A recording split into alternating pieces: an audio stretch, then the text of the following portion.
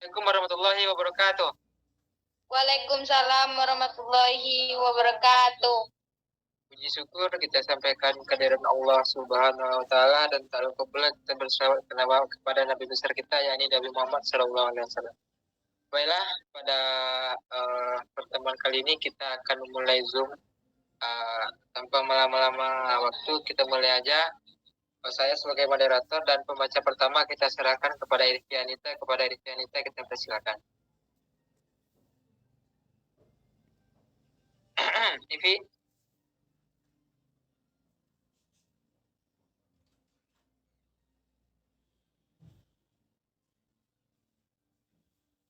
Baiklah, mungkin Irfi Anita sedang ada kendala jaringan. Akan saya gantikan. Saya Puja Pratiwi.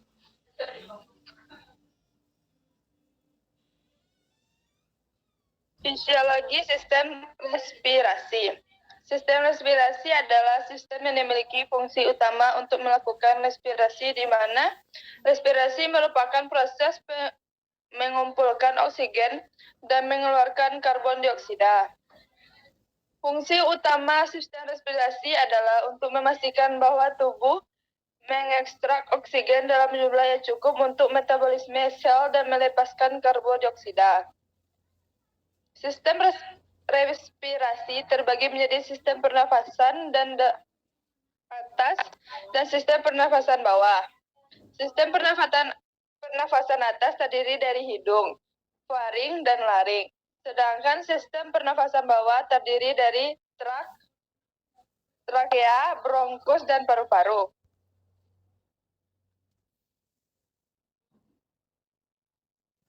Kapasitas vital paru-paru. Kapasitas vital paru-paru adalah udara yang dapat dicapai masuk dan keluar paru-paru pada penarikan nafas dan pengeluaran nafas paling kuat. Diukur dengan menggunakan alat yang bernama spirometer.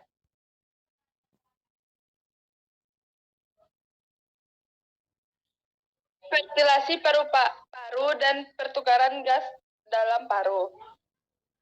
Ventilasi paru adalah pergerakan udara masuk dan keluar paru-paru dengan merubah volume paru-paru. Perubahan volume paru-paru terjadi melalui otot skeletal, khususnya yang berinsersi pada tulang rangka iga dan otot. Diafragma pada saat inspirasi. Selain hal tersebut, sifat paru-paru yang elastic recoil sehingga dapat diregangkan dan dapat kembali ke posisi semula pada saat ekspirasi juga turut berperan dalam siklus pernapasan.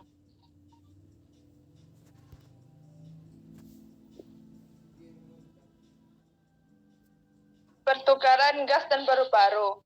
Udara dari trakea masuk ke paru-paru melewati serangkaian cabang di paru-paru yang disebut dengan bronkus dan bronkiolus, kemudian berujung di alveolus.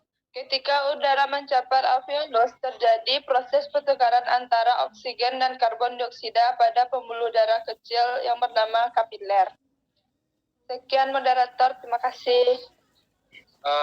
Terima kasih kita ucapkan kepada saudara Puja. Baiklah, pembaca selanjutnya kita serahkan kepada Irfi Anita. Kepada Irfi Anita kita persilakan.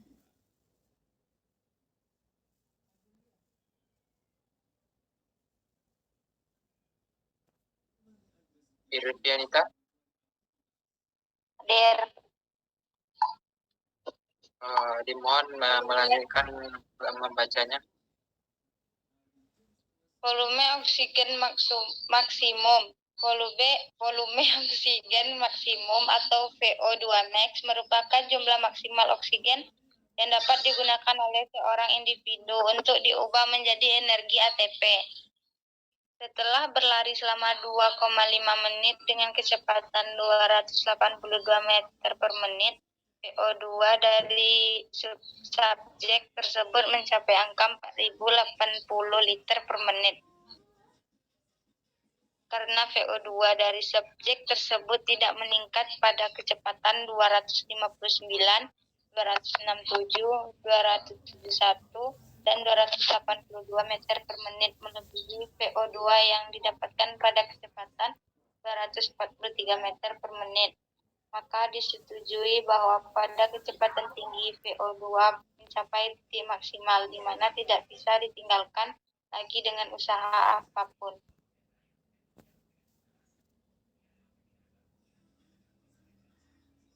Adaptasi sistem respirasi terhadap latihan.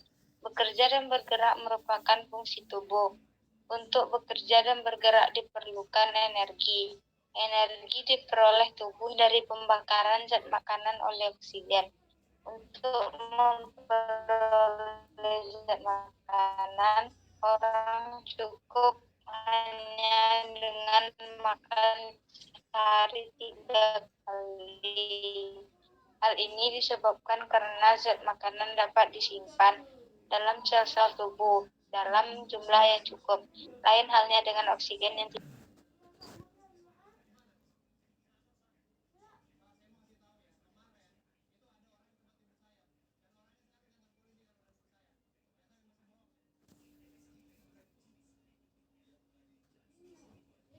Oksigen harus selalu diambil dari udara dengan perantaraan paru, darah, dan sistem peredaran darah. Pada taraf kerja tertentu diperlukan sejumlah oksigen tertentu. Makin tinggi taraf kerja, yang berarti makin banyak jumlah energi yang diperlukan.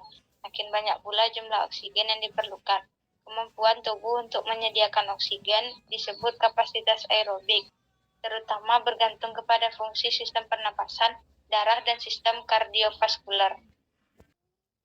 Dalam pembentukan energi terdapat dua macam proses yang dapat ditempuh, yaitu proses aerobik, proses yang memerlukan oksigen, dan proses anaerobik, proses yang tidak memerlukan oksigen. Pada proses aerobik terjadi proses pembakaran yang sempurna. Atom hidrogen dioksida menjadi H20 dan atom H2O dan atom karbon dioksida menjadi CO2. Sisa metabolisme tersebut dikeluarkan dari tubuh melalui proses pernapasan. Energi yang diperoleh dari proses aerobik ini tidak dapat langsung digunakan otot sebagai sumber energi untuk mengerut.